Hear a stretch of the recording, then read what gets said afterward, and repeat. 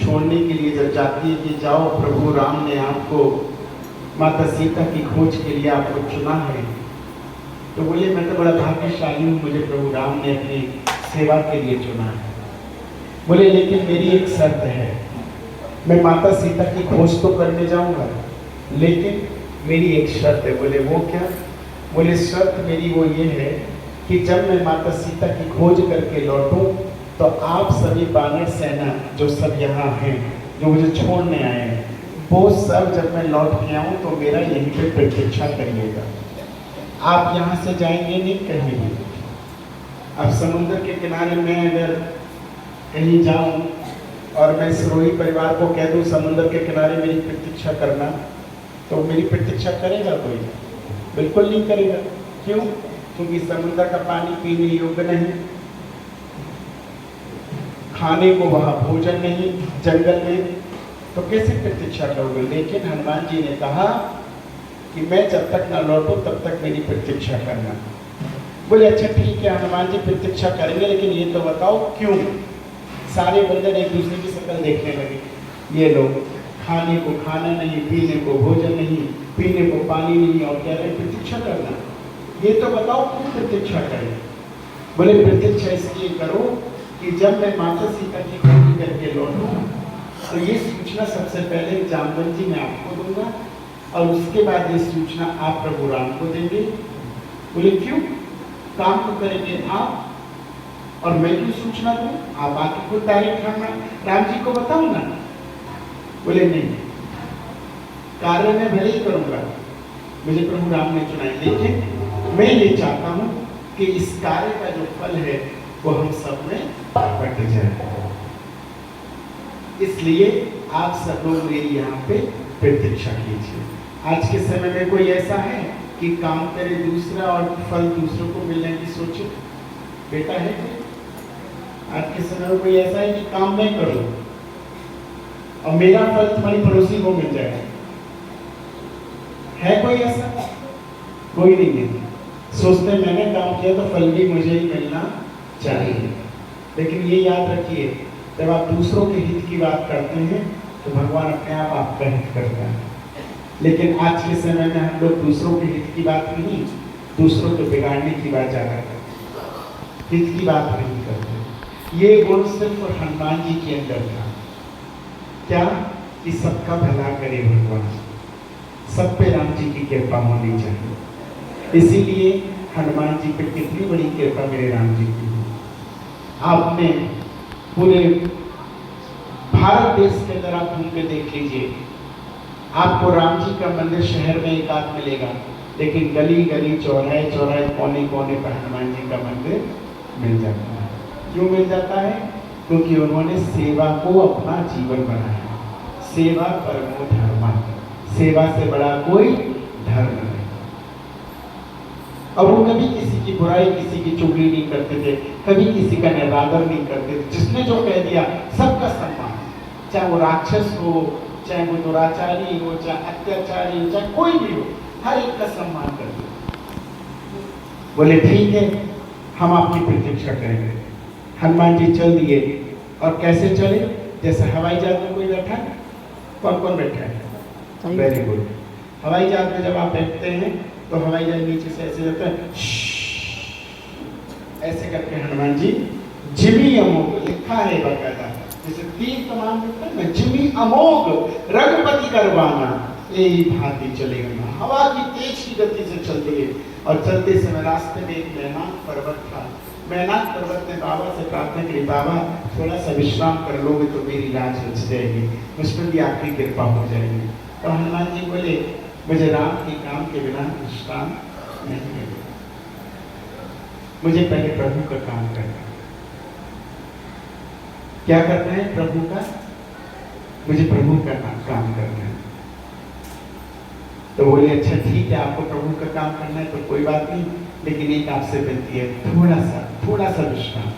बाबा बोले ठीक है। बाबा ने निरादर नहीं किया, बाबा बैठे तो नहीं, लेकिन अपने हाथ ऐसे रखा, और हाथ जैसे रखा, हाथ रख के ही ना उसका निरादर किया, उसकी बात का सम्मान भी किया मैनाक पर्वत का, और उस पर हाथ रखा, हाथ रख के तुरंत फिर उड़ के आगे की ओर चले गए। मैनाक पर्वत धरती के अंदर नीचे समुद्र में समा गया और बाबा आगे बढ़ गए। आगे बढ़ के उनको हर व्यक्ति के काम में 3 विघ्न आते हैं। जब हम कोई अच्छा काम करते हैं कितने विघ्न आते हैं? 3।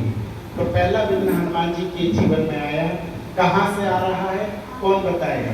पहला विघ्न इस सुंदर यात्रा में पहला विघ्न आया। पहला विघ्न कहाँ से आ रहा है? जो सुंदर काम पढ़ते, रामचरितमानस पढ़ते, बताइए, या पढ़ते ही नहीं है? ये भी बता दीजिए। पढ़ते हैं तो बताइए, पहला विघ्न कहाँ से आ रहा है? पहला विघ्न आ रहा है आकाश से। कहाँ से? आकाश से। किसने भेजा उसको? देवताओं ने भेजा है। किसने भेजा? देवताओं ने। किसकी परीक्षा लेने के लिए? हनुमान जी की। और वो विघ्न कौन है? उसका नाम क्या है? उसका नाम है सुरसा। क्या नाम है? क्या नाम है?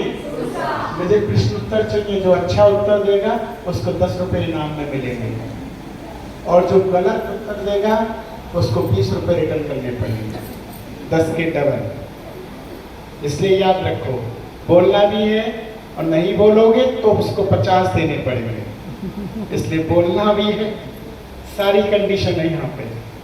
नहीं बोलोगे तो 50, सही उत्तर दोगे तो 10, और गलत दोगे तो 20। अब डिसाइड कर लो। ठीक, इसलिए बोलने में ही फायदा। चाहे गलत बोलो लेकिन बोलना पड़ेगा। ठीक है, तो पहला विघ्न कौन आया?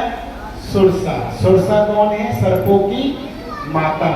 जब उसे भूख लगती है तो अपने बच्चों को ही खा जाती है। इसीलिए कहते हैं ना, कभी कभी गाली सुनी औरतों की कि तुम क्या नागिन है, बोलती है ना, तो क्या नागिन है, तो क्या डंकली है।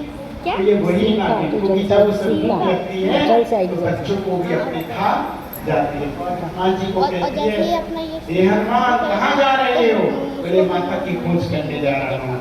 मुझे नहीं पता, पहले मेरी भूख को शांत करो, मुझे तुम्हें खाना है। बोले अच्छा माता, तुम खा लेना, कोई बात नहीं, आपकी आज्ञा का मैं पालन करूंगा, लेकिन एक आपसे विनती है। बोले क्या? बोले ये विनती है कि पहले मैं माता सीता की खोज करके आ जाऊं, फिर आप मुझे जितना खाओ खा लेना। बोले नहीं, मैं तो तुझे अभी खाऊंगी। बोले माता प्लीज मेरी बात को समझा करो। बोले नहीं, मुझे तो अभी खाना है। बोले ठीक है, अगर आप इतनी जिद करती तो खाइए। हनुमान जी ने अपनी शक्ति का प्रयोग किया, सुरसा ने भी शक्ति का प्रयोग किया। सुरसा ने अपना मुंह खोला 1 योजन, कितना? इतना। और हनुमान जी कितने बढ़ गए? 2 योजन। सुरसा ने 4, हनुमान जी 8। जैसे 4 डबल होते जाते हैं, 4 तो 8, वो 8 तो 12, वो 12 तो 16। हनुमान जी बढ़ते चले गए, बढ़ते चले गए, बढ़ते चले गए, और इतने बढ़ गए, इतने बढ़ गए, ऐसे बढ़े तो क्या बढ़े, जैसे पेड़ खजूर। तो हनुमान जी खजूर के समान बढ़ गए। फिर बाद में हनुमान जी ने सोचा कि मैं जब इतना बड़ा हो जाऊंगा तो भगवान का काम कैसे करूंगा, क्योंकि बड़े लोग भगवान का काम नहीं करते।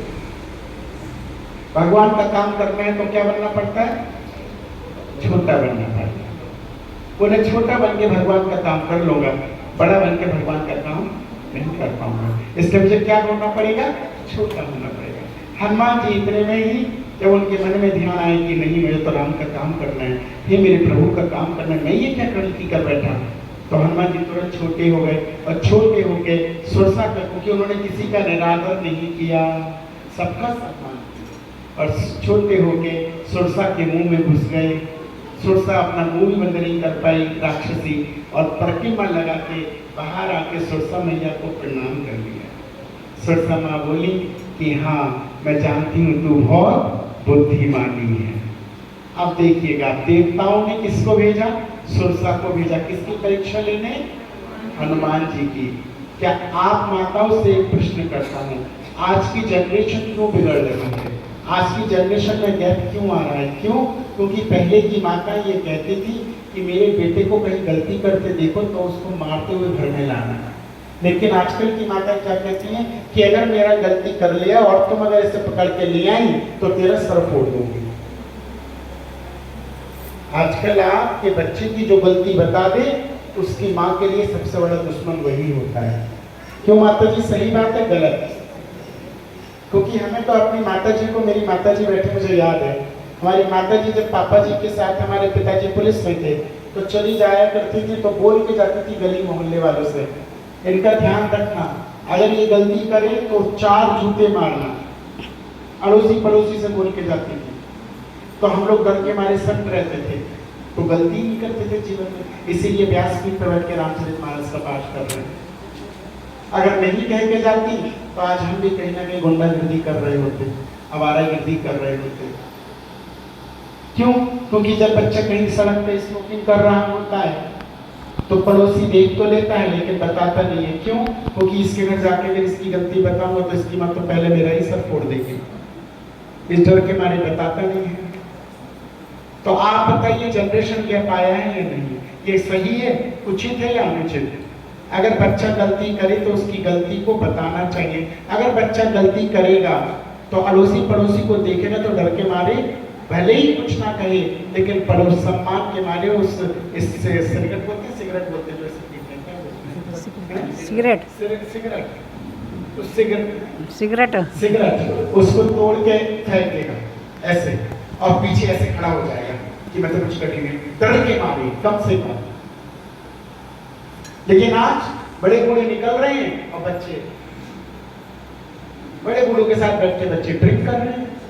आजकल ट्रेंड हो गया है, फैशन। हमारे घर में तो मुझे तो लगता है सुरभि साहब के परिवार में भी ऐसा ही होगा कि हमारे घर में हम लोग आज तक अपने पिता के सामने नहीं बैठे। हमारा पिता इस कमरे में तो हम दूसरे कमरे में, कभी नहीं बैठे आज तक। आप सोचिए स्वर्ग लोग को चले गए लेकिन हम कभी पास में नहीं बैठे। बात ये नहीं है कि क्यों नहीं बैठे, बात इसलिए कि उनके प्रति सम्मान हो। तो ये रामचरितमानस हमको सम्मान करना सिखा, तो इसलिए मैं आपको बात बता रहा हूं। उसके बाद हनुमान जी महाराज